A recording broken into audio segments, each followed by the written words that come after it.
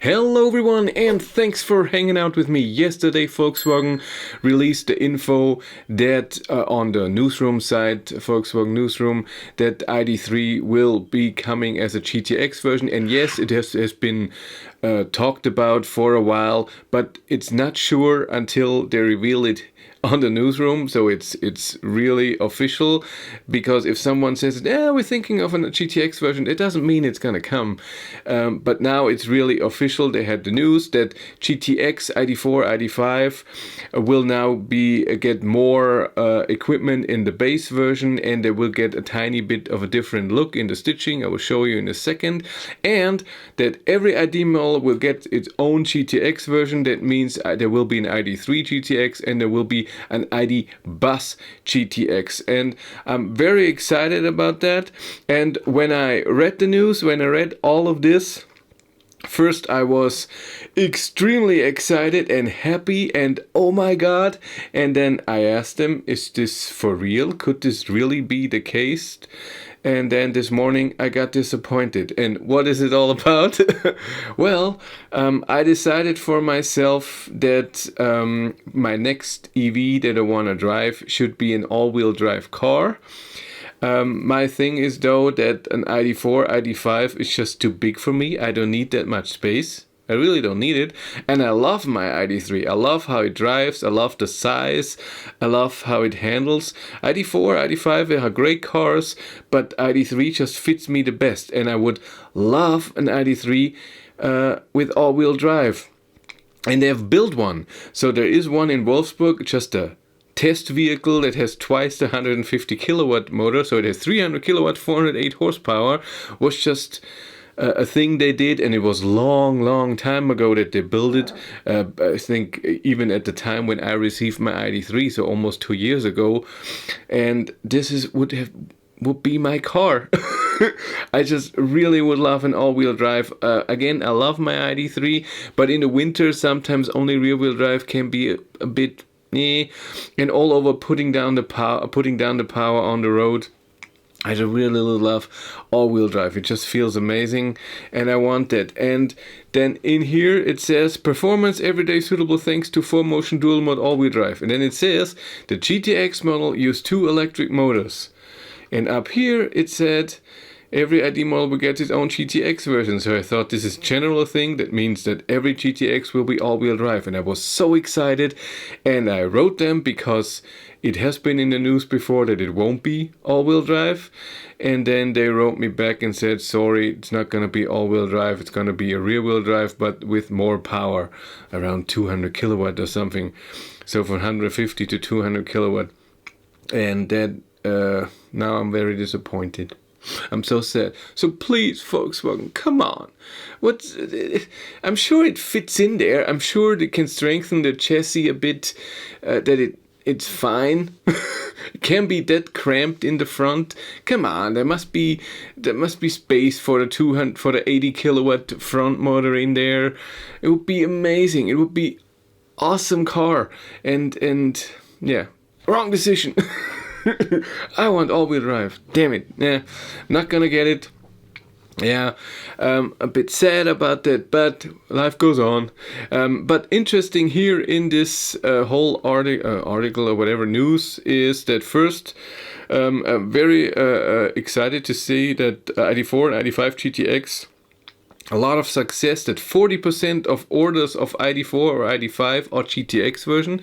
That's so cool. Like I said, ID3, ID bus will get GTX. ID bus for surely will get the all-wheel drive version. And all-wheel drive means 220 kilowatt, 300 horsepower, so it will be 150 kilowatt in the rear, permanently excited synchronous motor, but in the rear will be additional asynchronous motor. I don't even know if I say that right. 80 kilowatt, and together that is the 220 kilowatt, 299 horsepower. Top speed will be 180. I'm pretty sure that the ID bus will not be 180, will be 160, even 150. And I'm pretty sure that ID3, that's where I thought it must be maybe this is not general. ID.3 will not be able to tow 1400 kilos. ID.4, ID.5 will do that in the bus most likely, but not ID.3. So yeah, I got disappointed, and it's fine. I get over it. What's also here, and I never knew that, is that the Vehicle Dynamics Manager, that drive motor of the rear axle is often able to power the vehicle all by itself.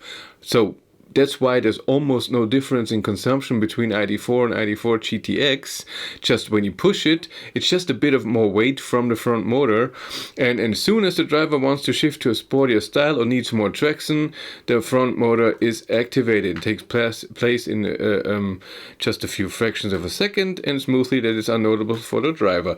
Notably apart when also braking, steering, chassis control systems are controlled by the Vehicle Dynamics Manager.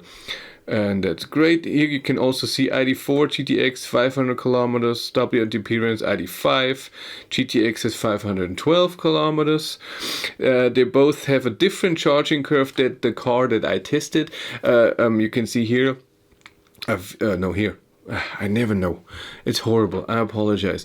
I tested an ID.5, not GTX, so normal Pro version, with the big battery, 77 kilowatt hour battery, and charged from 2% or so to 90 something. And it has an amazing new charging curve up to 142, and it stays above 100 kilowatt for a very long time. But GTX version has a different charging curve. And I thought this has to do that it's a different battery, and it could be a bit different battery. Volkswagen has a few different batteries that they get from externally. But it's more of a decision how they want the car to charge. It's not about the battery, how it's built. And the GTX goes up to 170 kilowatt, even though it says here 135, but this is very conservative. 170 is in perfect conditions, and the 170 stays on not very long, so it goes down pretty fast. It's just something they decided to do. I haven't checked out the charging curve of the GTX to see what is better, but I think as far as I have seen, it looks like that the normal one is better, but we'll see when I get one.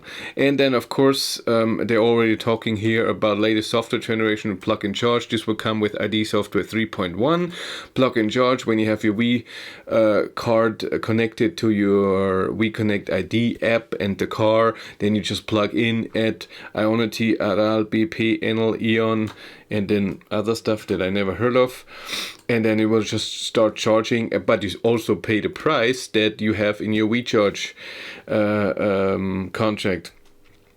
And except for Ionity, the other stuff is pretty expensive. And let me show you what's the difference in look. So ID.4, ID.5 GTX has now this red stitching in the car. Where have we had? There we have it here, up here, and in the steering wheel.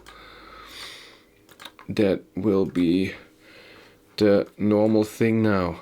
You see it here. Yeah, and base, like I said, base things are just now in there that weren't before. So what is it? Climate comfort windscreen, darkened side and rear windows, heated front seat, 2 USB-C interfaces, variable control console, air care, climatonic air conditioning with active combination filter, stationary air conditioning. It should be normal. 2-zone temperature control. That's just standard in the GTX, that you don't have to pay extra on top. And here's the price here in Germany. ID.4 GTX starts at 53 and ID.5 at 56.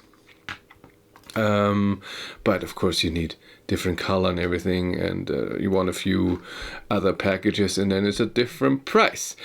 But again, Volkswagen, come on, ID.3 GTX R or something for all-wheel drive. Please, it would be amazing. Yeah, you can try. I can try. But that's it for me. Thank you much for watching. Have a great day and take care. Bye.